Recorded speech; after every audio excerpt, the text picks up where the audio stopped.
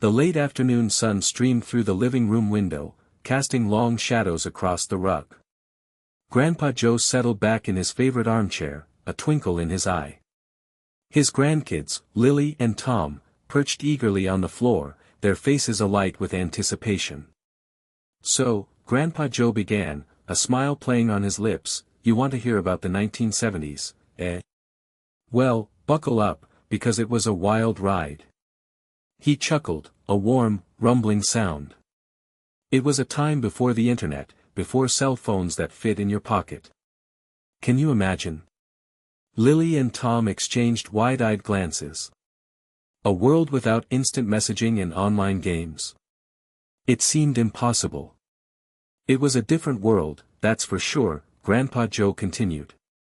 Things moved slower, people talked face-to-face more often. We relied on our imaginations for entertainment.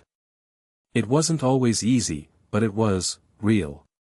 He paused, gathering his thoughts. Think of it like this, your video games are super realistic, right? You can see everything in perfect detail. Well, the 70s were like a blurry, old photograph. You had to fill in the gaps with your own imagination, and that made it kind of special. He leaned forward conspiratorially. And the clothes. Oh, the clothes were something else entirely. Get ready for some fashion disasters. He winked.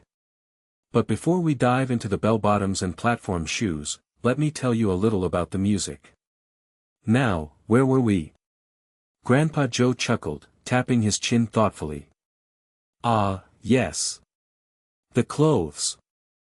Get ready for this, kids, because the 70s were all about making a statement, a loud, colorful statement. He pushed himself up from his chair and shuffled over to an old photo album on the bookshelf. He carefully opened the album, its pages filled with faded photographs. He pointed to a picture of a younger version of himself, sporting a wide-collared shirt and bell-bottom jeans that seemed to stretch on forever. "Tada!" he exclaimed. "Behold, the height of 70s fashion." Lily giggled, covering her mouth with her hand. "Grandpa, those pants are huge." Tom, ever the observant one, noticed something else. "And what are those shoes? They look like they're about to fall over." Grandpa Joe grinned. "Those, my boy, are platform shoes. They made you taller, and a little wobbly. It was a challenge just to walk in them." He flipped through more photos, showcasing a kaleidoscope of colors and patterns. There were shirts with enormous collars that looked like wings, dresses with swirling psychedelic prints, and pants in every shade imaginable. Everything was bright and bold, he explained. People weren't afraid to stand out. It was all about expressing yourself. He pointed to a picture of his sister, Aunt Carol, wearing a bright orange jumpsuit. Your Aunt Carol loved jumpsuits. She had one in every color of the rainbow. He chuckled again, shaking his head. Looking back, some of it was pretty ridiculous. But at the time, we thought we were so cool. He closed the photo album gently. But it wasn't just about the clothes. The music was just as wild, maybe even wilder. "Now, the music," Grandpa Joe said, a mischievous glint in his eyes. "That's a whole other story. It wasn't just one kind of music, you see. There were all sorts of different sounds bouncing around." He walked over to his old record player, a vintage machine that looked like it had seen better days. He carefully selected a vinyl record from a stack and placed it on the turntable. "First, we had disco," he announced. "Get ready to boogie." He lowered the needle onto the record, and a burst of upbeat, shimmering music filled the room. Lily and Tom looked at each other, a mixture of amusement and curiosity on their faces. "This is interesting," Lily said, tapping her foot to the beat. "Interesting is one word for it," Grandpa Joe chuckled. Disco was all about dancing and having a good time. It was everywhere. At parties, on the radio, even in the grocery store. He started to move his shoulders to the music, a goofy grin on his face. But disco wasn't the only sound of the 70s. He switched off the record player and replaced the disco record with another one. Then, we had rock and roll, he said, a hint of rebellion in his voice. This was a bit louder, a bit wilder. He dropped the needle again, and a blast of electric guitar filled the room. The music was raw and energetic, a stark contrast to the polished sound of disco. Tom's eyes lit up. "This is cool," he exclaimed. Grandpa Joe nodded. Rock and roll was all about expressing your feelings, even if those feelings were a little angry or confused. It was a way for young people to let loose and be themselves. He paused, a thoughtful expression on his face. The 70s were a time of big changes, and the music reflected that. It was a way for people to make sense of the world around them. He turned off the record player. And speaking of making sense of the world, imagine trying to do that without any cell phones. No cell phones, Grandpa Joe repeated, shaking his head for emphasis. Can you even imagine going a whole day, a whole week, without your phone? Lily and Tom looked at each other, their faces a mixture of horror and disbelief. It was like asking them to imagine a world without air. How did you even talk to people? Lily asked, her voice filled with genuine curiosity. If you weren't at home, how did anyone reach you? That's the thing, Grandpa Joe said, leaning back in his chair. They didn't always reach you. If you were out playing with your friends, your parents just had to trust that you were safe and having fun. There was a lot more freedom, but also a lot more mystery. He explained that if you wanted to call someone, you had to use a landline phone, which was attached to the wall with a cord. And we only had one phone for the whole family, he exclaimed. Can you imagine sharing one phone with your parents, your siblings, everyone? Tom wrinkled his nose. That sounds terrible. What if you wanted to talk to your friends in private? Well, Grandpa Joe chuckled, that was a challenge. You had to wait until no one else was using the phone, or you had to whisper really quietly. And forget about texting. If you wanted to talk to someone, you had to actually talk to them, face to face or over the phone. He described how people would write letters to each other, which could take days or even weeks to arrive. It was a slower pace of life, he said. But it also meant that when you did connect with someone, it felt more special. You really valued those conversations. He paused. And if you needed to find information? No Google. You had to go to the library and look it up in a book. Those landline phones were a whole operation, Grandpa Joe continued, a nostalgic smile on his face. They weren't just something you picked up and used. They were a part of the family. He mimed picking up a heavy, rotary dial phone. First, you had to lift the receiver, which always felt like it weighed a ton. Then, you had to listen for the dial tone, that steady hum that meant the phone line was open. He paused, letting the image sink in. And then came the dialing. No pushing buttons. You had to stick your finger in each number and spin the dial all the way around. It took forever to dial a phone number, especially if it had a lot of nines and zeros. Lily giggled, imagining the slow, laborious process. That sounds so annoying. It was, Grandpa Joe admitted. But it also gave you time to think about what you were going to say. You couldn't just blurt things out like you do with texting. You had to be more deliberate. He described how the phone was usually located in the kitchen or the hallway, right in the middle of everything. There was no hiding in your room to talk on the phone, he said. Everyone could hear what you were saying, whether they wanted to or not. He also talked about the party lines, where several families shared the same phone line. You had to be careful not to talk too long, he explained, because someone else might need to use the phone. And you could sometimes hear other people's conversations, which could be pretty interesting, or annoying. He winked. But even with all its quirks, that old landline phone was our connection to the world. It was how we stayed in touch with family and friends, how we made plans, how we shared important news. He sighed contentedly. Now, after talking to people on the phone, we would sometimes hop in the car to see them. Oh boy, the cars. The cars back then were something else, Grandpa Joe began, his eyes twinkling. They were big. Really big. Like boats on wheels. He stretched his arms out wide to illustrate the size. They weren't like these little cars you have today. These were gas guzzlers, land yachts. They were all about comfort and style, not so much about being good for the environment. He described the long, sleek lines of the cars, the plush seats, and the powerful engines. We used to pile into our family car, a huge station wagon, and go on road trips, he said. Your grandma would pack a cooler full of sandwiches and snacks, and we'd drive for hours, singing along to the radio. Tom's eyes lit up. That sounds like fun. It was, Grandpa Joe agreed. We'd visit national parks, go camping, see all sorts of amazing things. But those road trips weren't always smooth sailing. He paused, a hint of a frown creasing his brow. You see, the 1970s were also a time of gas shortages. He explained that there were times when there wasn't enough gasoline to go around. People had to wait in long lines at the gas station, sometimes for hours, just to fill up their tanks, he said. And the prices went sky high.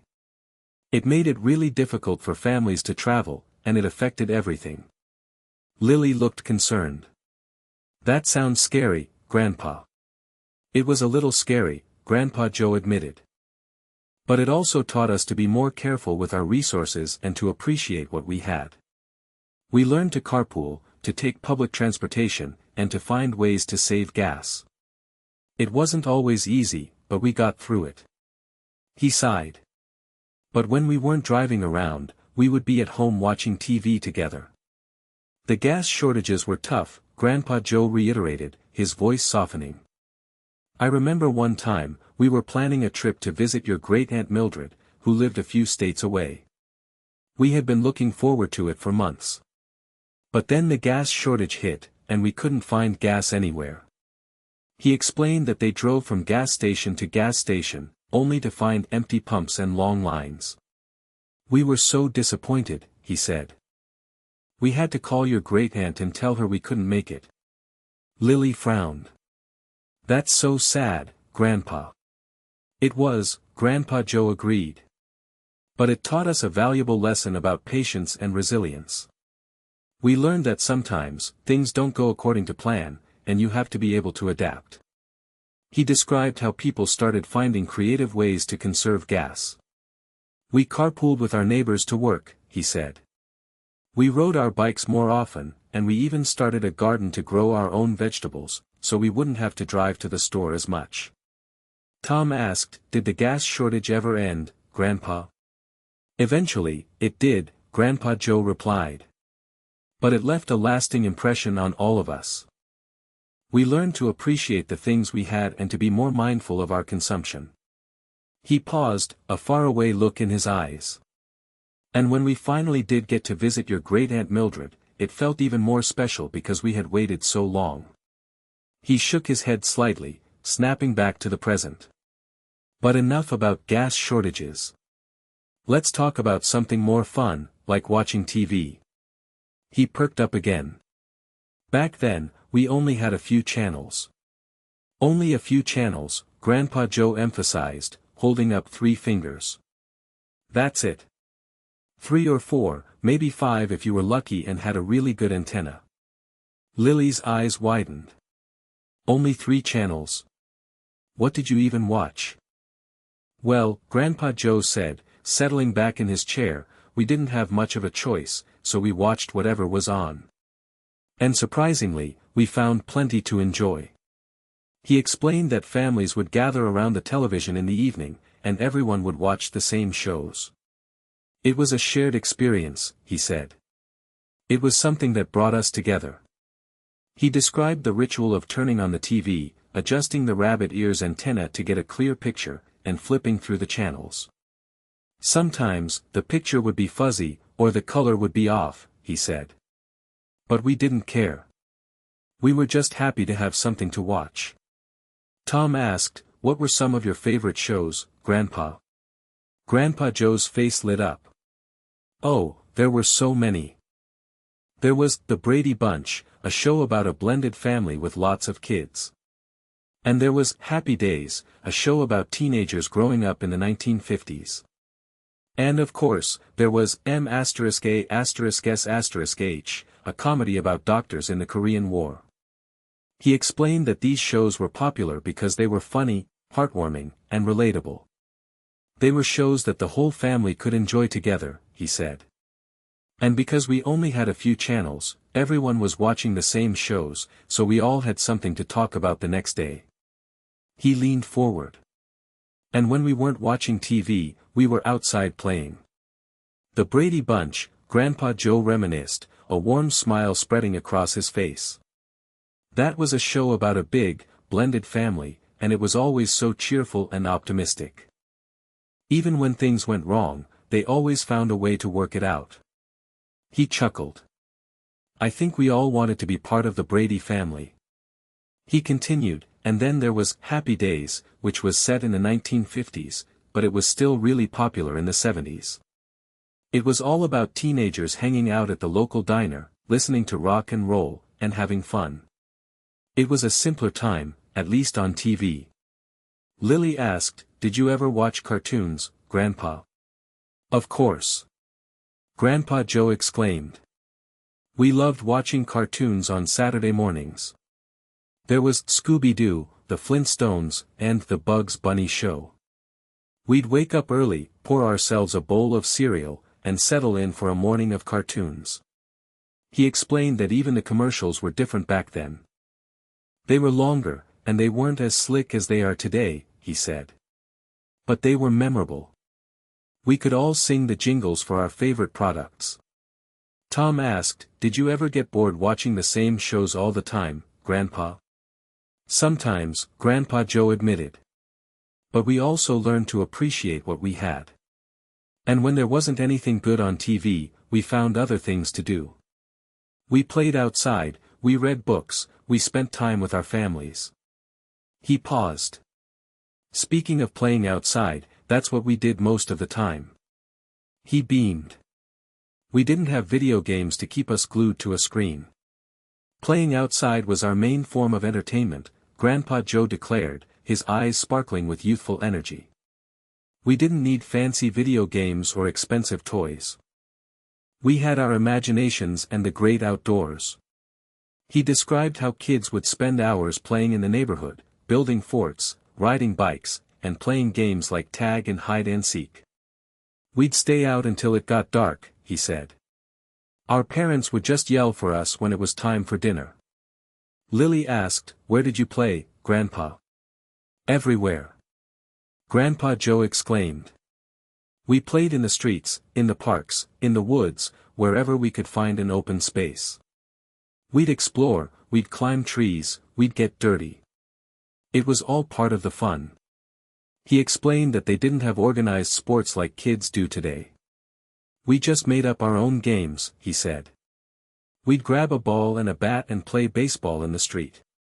We'd use whatever we could find as bases. Tom asked, Did you ever get hurt, Grandpa? Of course. Grandpa Joe chuckled. We got scrapes, bruises, and the occasional broken bone. But that was just part of growing up. We learned to be tough, and we learned to take care of ourselves. He described how they would play until they were exhausted, and then they would collapse on the grass, sweaty and dirty, but happy. It was a different kind of childhood, he said. It was a childhood filled with freedom, adventure, and lots of fresh air. He paused. And it was how we made our friends. Making friends was easy when you spent all your time outside, Grandpa Joe explained. You'd just walk down the street, and there would be other kids playing. You'd join in their games, and before you knew it, you were friends. He described how they would form close bonds with the kids in their neighborhood, spending countless hours together playing, exploring, and getting into mischief. We were like a big family, he said. We looked out for each other, we supported each other, and we always had each other's backs. Lily asked, Did you ever fight with your friends, Grandpa? Of course. Grandpa Joe chuckled. We fought all the time. But we always made up. We knew that our friendships were more important than whatever we were fighting about. He explained that they didn't have social media to stay connected. We had to actually see each other in person to maintain our friendships, he said. We'd ride our bikes to each other's houses, we'd call each other on the phone, or we'd just meet up at the park. Tom asked, "Are you still friends with those kids, Grandpa?" Grandpa Joe smiled. "Some of them, yes. We've stayed in touch over the years. We don't see each other as often as we used to, but we still consider each other to be lifelong friends." He paused. "We made friends with playing outside, but we also had toys to play with too." He chuckled as he remembered those toys. But they were very simple. "Our toys weren't fancy or high-tech," Grandpa Joe explained, a nostalgic chuckle escaping his lips. "We didn't have video games or electronic gadgets. We had simple toys that required us to use our imaginations." He described some of the popular toys of the time, like yo-yos, which kids would spend hours trying to master. "We'd do all sorts of tricks," he said. "Walk the dog, around the world, rock the baby." It was a real challenge. He also talked about skateboards, which were much different than the ones kids use today. "They were just wooden boards with wheels," he said. "We didn't wear helmets or pads. We just hopped on and hoped for the best." Lily gasped. "That sounds dangerous, Grandpa." It was a little dangerous, Grandpa Joe admitted. But it was also a lot of fun. We'd race down hills, do tricks, and try to outdo each other. He described other simple toys like hula hoops, jump ropes, and jacks. "We'd play these games for hours," he said. "We didn't need anything else to keep us entertained." Tom asked, "Did you ever get bored with those toys, Grandpa?" "Sometimes," Grandpa Joe said. "But we'd just find new ways to play with them. We'd make up new games, we'd challenge ourselves to do harder tricks, and we'd always find something to keep us busy." He paused. But life wasn't all fun and games. The 70s were a time of change, both good and bad. He said with a more serious tone. "The 1970s weren't always easy," Grandpa Joe said, his voice taking on a more somber tone. "It was a time of big changes in the world. There were wars, political scandals, and economic problems." He explained that the Vietnam War was still going on, and many people were protesting against it. "It was a very divisive time," he said. "People had strong opinions on both sides of the issue." He also talked about the Watergate scandal, which involved President Nixon and a cover-up. "It was a major blow to people's trust in the government," he said. "It made people question everything." Lily asked, "What were the economic problems, Grandpa?" Grandpa Joe explained that there was a lot of inflation, which meant that prices were going up, but wages weren't keeping pace. "It was hard for families to make ends meet," he said. "Many people lost their jobs, and there was a lot of uncertainty." He described how these challenges affected people's lives. "People were worried about the future," he said. "They were worried about their jobs, their families, and the state of the world." Tom asked, "Did you ever feel scared, Grandpa?" "Sometimes," Grandpa Joe admitted. "But we also learned to be resilient. We learned to support each other, and we learned to find hope in the face of adversity." He paused. "Life was often tough, and many struggled to get by. People had a hard time finding work." He paused again, thinking about the past. "Finding a job wasn't always easy," Grandpa Joe said, his brow furrowing slightly as he remembered. "Companies were downsizing, and competition for jobs was fierce. Even people with good educations struggled to find work." He explained that many families had to make sacrifices to get by. People cut back on expenses, they moved to smaller houses, and they worked extra jobs, he said. "It was a difficult time for a lot of people." Lily asked, "Did your family have a hard time, Grandpa?" Grandpa Joe nodded. "We did," he said. "My dad lost his job for a while, and we had to tighten our belts. But we were lucky. We had a strong family, and we supported each other. He described how his mom took on extra work to help make ends meet. She worked as a waitress and a seamstress, he said. She was a hard worker, and she always put our family first. Tom asked, "What did you do to help, Grandpa?" "I did odd jobs," Grandpa Joe replied. "I mowed lawns, I shoveled snow, and I delivered newspapers. Every little bit helped." He explained that even though times were tough, they never lost hope. "We knew that things would eventually get better," he said. "We just had to keep working hard and supporting each other." He paused. But something that truly helped was the community support people gave back then. People really looked out for each other back then, Grandpa Joe said, a sense of warmth filling his voice. If someone was struggling, the community would rally around them and offer support. He described how neighbors would share food, clothing, and other resources with those in need. If someone lost their job, people would help them find new opportunities, he said. They'd share job leads, offer to write resumes, and provide encouragement. Lily asked, "How did they do that, Grandpa?" Grandpa Joe explained that people would organize food drives, clothing swaps, and fundraising events to help those in need.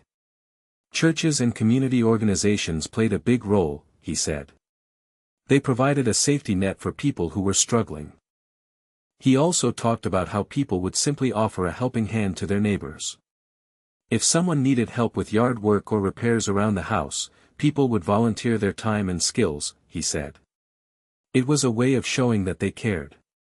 Tom asked, "Did you ever help people, Grandpa?" "Of course." Grandpa Joe exclaimed. "We all did. It was just part of our way of life. We knew that we were all in this together, and we had to support each other." He explained that this sense of community support made a big difference during those difficult times. It helped people feel less alone and more hopeful, he said. It reminded us that we were all connected and that we could get through anything if we worked together. He paused. "And there was one challenge in particular that my family had to face. One year, Grandpa Joe began, his voice dropping to a near whisper, our house caught fire." He paused, letting the weight of those words sink in. It was a terrible accident. A faulty wire sparked in the middle of the night, and before we knew it, the house was engulfed in flames. Lily gasped, her hand flying to her mouth. Tom's eyes widened in alarm. "We were lucky to escape with our lives," Grandpa Joe continued. "But we lost everything. Our clothes, our furniture, our keepsakes, everything was gone."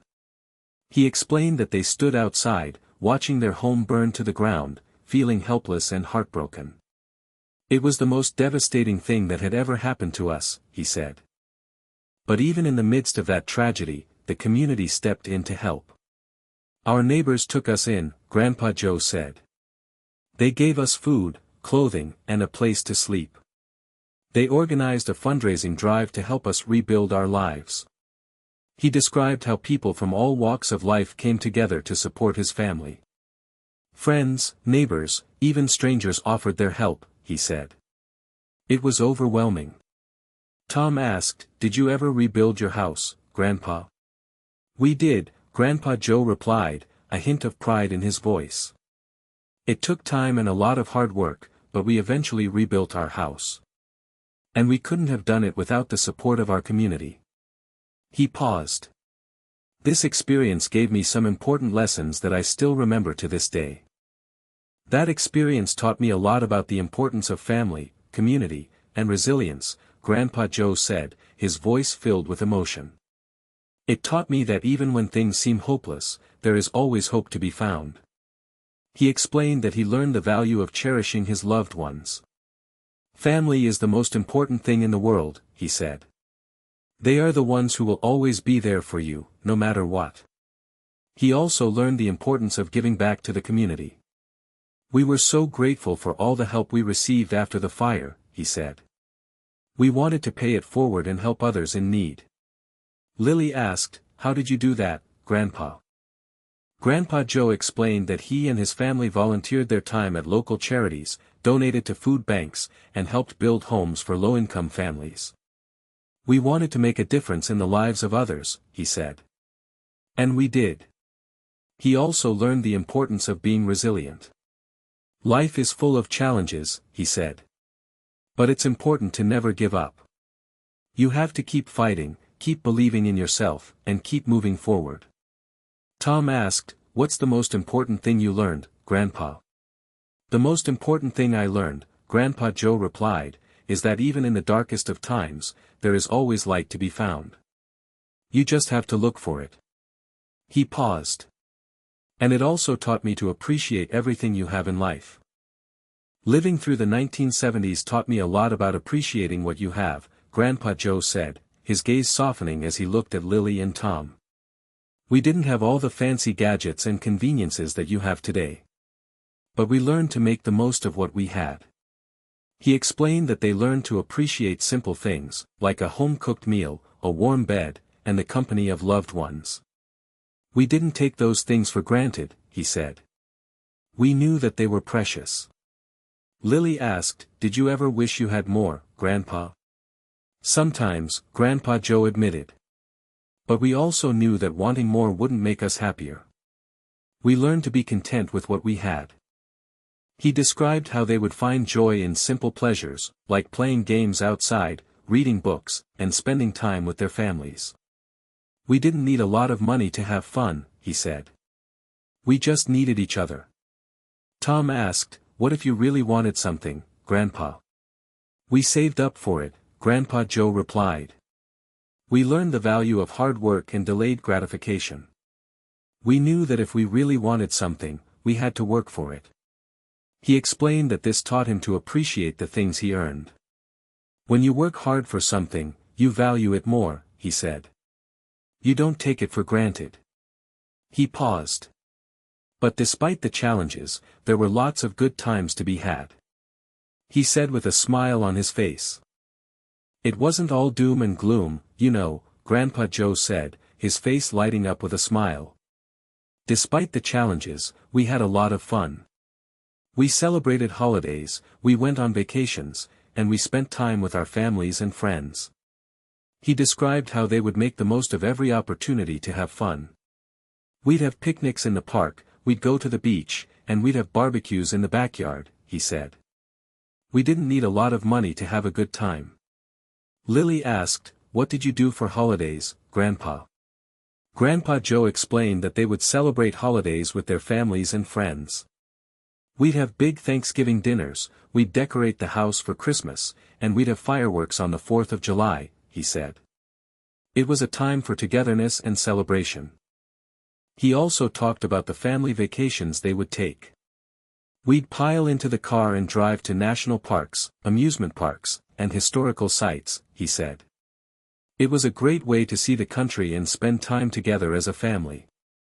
Tom asked, "Did you ever go camping, Grandpa?" "Oh, yes," Grandpa Joe exclaimed.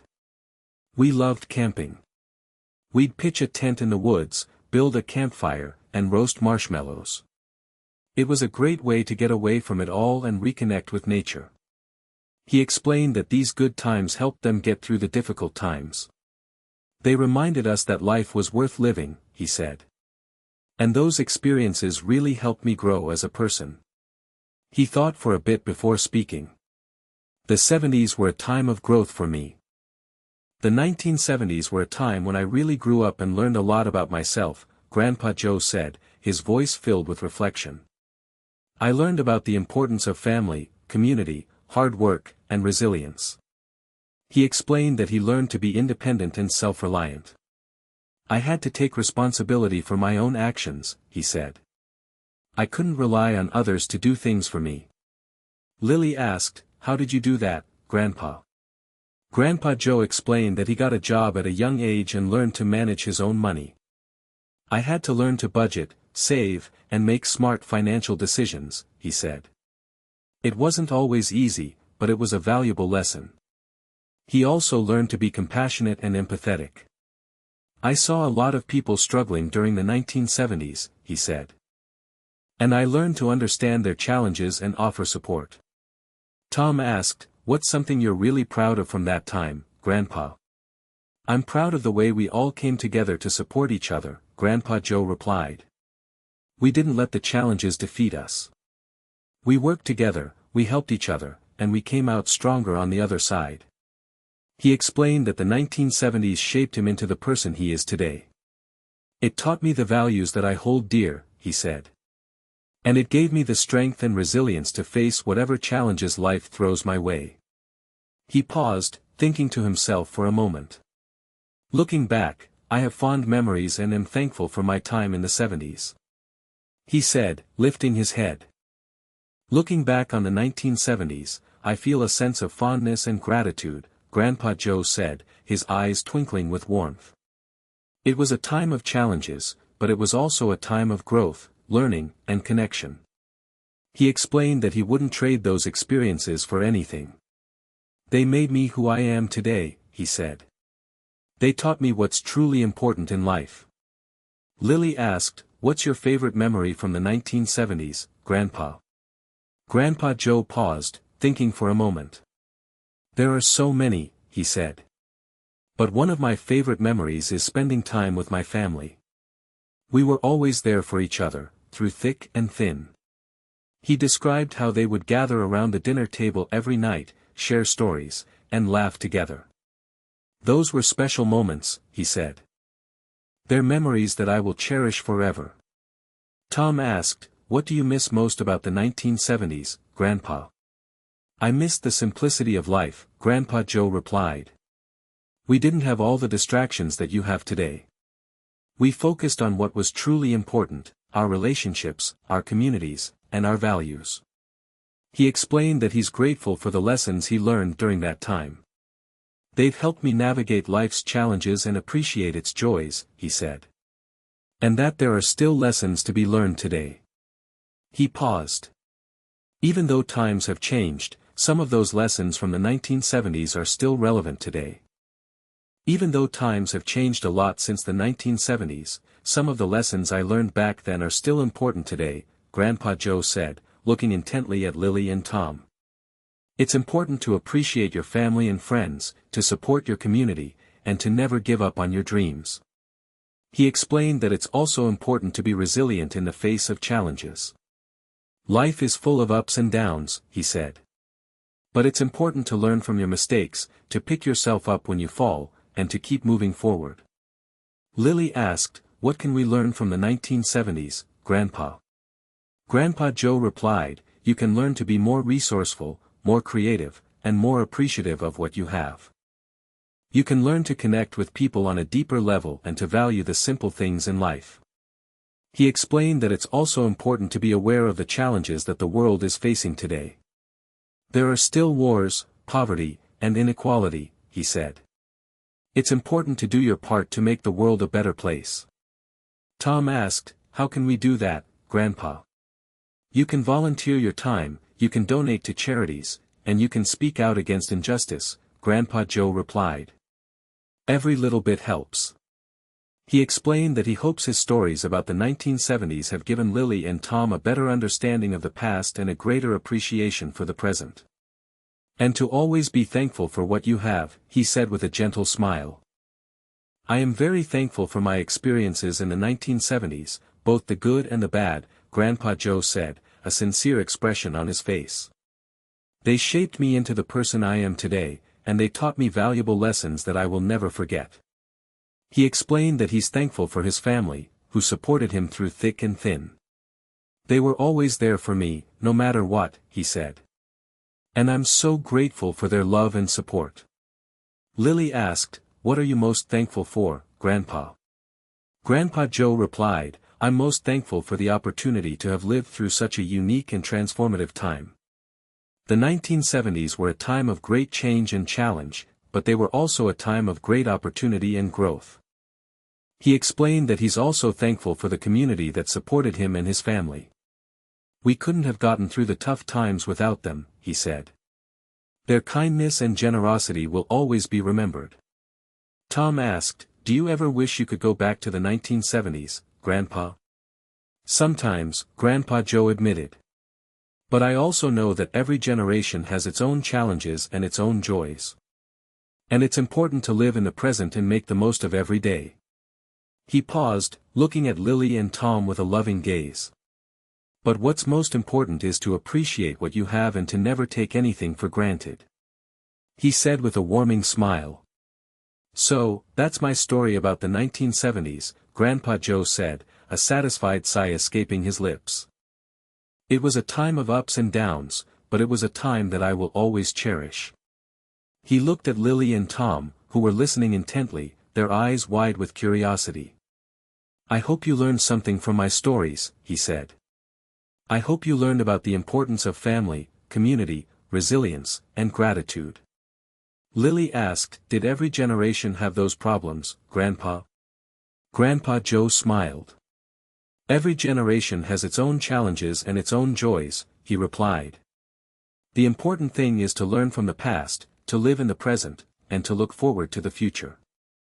He explained that he's confident that Lily and Tom will face whatever challenges come their way with courage and determination. You're smart, you're kind, and you have a good heart, he said. I know you'll make a positive impact on the world. Tom asked, what's the most important thing we should remember, Grandpa? The most important thing you should remember, Grandpa Joe replied, is that every day is a gift. Appreciate what you have, cherish your loved ones, and never give up on your dreams. He paused. And always be kind to others. He smiled as he gave them one last piece of advice. Every generation faces both joys and problems, but the important thing is that we learn from what has happened before. Remember, Grandpa Joe said, his voice filled with wisdom, every generation has its own set of challenges and joys. Your generation will face challenges that my generation never even imagined, but you will also have opportunities that we never had. He explained that it's important to learn from the past, but it's also important to embrace the future. Don't be afraid to try new things, to explore new ideas, and to make your own mark on the world, he said. Lily asked, what do you think the future will be like, Grandpa? Grandpa Joe smiled. I don't know for sure, he replied. But I'm optimistic. I believe that your generation has the potential to create a better world for everyone. He explained that it's important to stay informed, to be engaged in your community, and to use your voice to advocate for what you believe in. You have the power to make a difference, he said. Don't underestimate it. Tom asked, what's your advice for us, Grandpa? My advice for you is to be kind, to be compassionate, and to be grateful, Grandpa Joe replied. Appreciate what you have, cherish your loved ones, and never give up on your dreams. He smiled warmly at Lily and Tom. And always remember the stories I told you about the 1970s. They may seem like a long time ago, but the lessons they teach are timeless. He paused. And I am thankful for sharing them with you both. Lily and Tom smiled back at their Grandpa Joe.